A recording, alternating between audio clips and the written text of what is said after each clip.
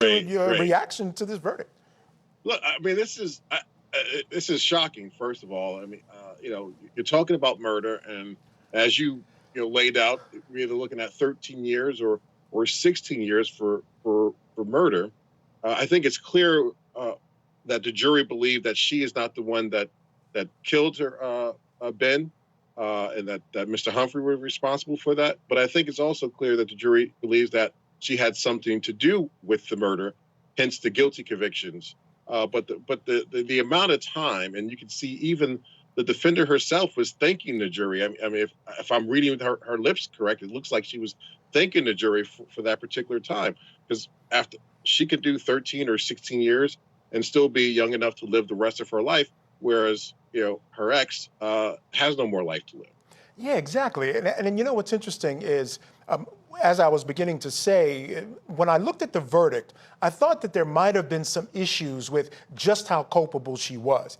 It tells me that they gave real consideration to the defense's arguments that there was planning going on around her, that she might have actually been going there to just say, I want to divorce you. And then they're basically saying Michael Humphrey was the one that went in and perhaps even on his own went and shot him. But clearly she spent all that time pointing the finger at other people. She basically lied consistently, never came forward with the truth. So it makes her look guilty. It was the cover-up that probably got her at that point. But at the end of the day, 16 years, if that's what she gets, if not the 13, it's just really remarkable to me once you determine that she was guilty or behind, at least partly, the death of her husband. Yeah, no, absolutely. Like I said, that's extremely shocking. Again, this is somebody who has been killed, and in the way in which the individual was killed, the ex Ben was killed.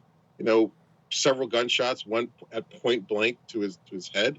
He had life to live. He was beloved. He had a family, children, I should say, and it's just interesting. I think, look, the jury's human beings, and I think that some part of the jurors felt some type of emotion for her, and that I think they tried to balance that with not giving her, too long of a sentence, but saying that what she did or whatever her participation may have been, and whatever they believed it to be, was not the cause of Ben's death. Because if they had really truly believed, in my opinion, that she had fully participated in his death, I think they would have came back with a longer sentence. Yeah, they must have bought a lot of her story. The idea that Ben might have been abusive, that might have been something. And the other thing that might have played into their decision, as I think about it now, is they heard that Mike Humphrey had been convicted of the crime already. There was someone serving life in prison or possibly even facing the death penalty.